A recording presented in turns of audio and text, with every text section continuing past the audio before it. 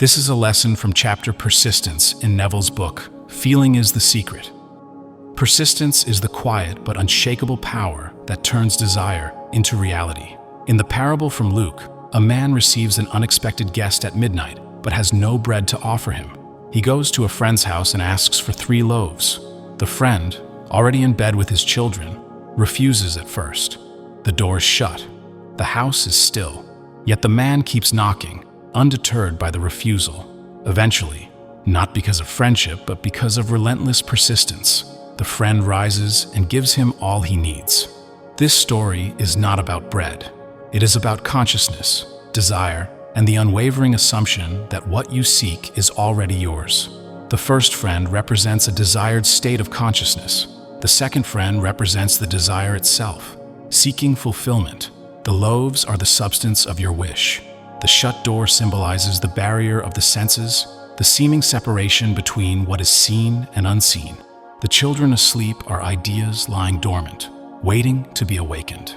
The important truth is this: the desired state of consciousness cannot come down to you. You must rise to it. Asking, seeking, knocking means assuming, over and over, the feeling of already having your desire, no matter what your senses tell you. Importunity, the bold and almost shameless insistence on having your request met, is the attitude that ensures the door is opened. The scriptures repeat this lesson in many forms. Jacob wrestled with the angel through the night, declaring, "I will not let you go until you bless me." The Shunammite woman refused to leave Elisha until he followed her home to perform the miracle she sought. The persistent widow in Christ's parable wore down the judge until he granted her justice. In every case, the reward came to the one who refused to release their hold on the desired outcome. This is the essence of persistence, holding your inner position until it becomes the only natural state for you to occupy. Feeling the wish fulfilled once is not enough. You must dwell in that state, return to it frequently, and refuse to let contrary appearances dislodge you from it. To pray without ceasing does not mean endlessly repeating words. It means continually giving thanks for already having your desire. It means thinking from the wish fulfilled, not merely thinking about it.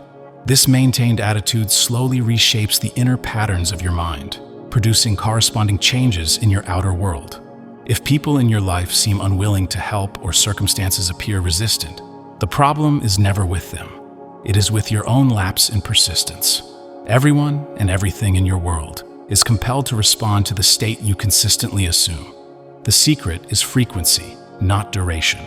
You do not have to hold the state for long stretches of time, but you must return to it often enough that it becomes natural. That which you habitually go back to, that is your truest self, and your world will unfailingly mirror it.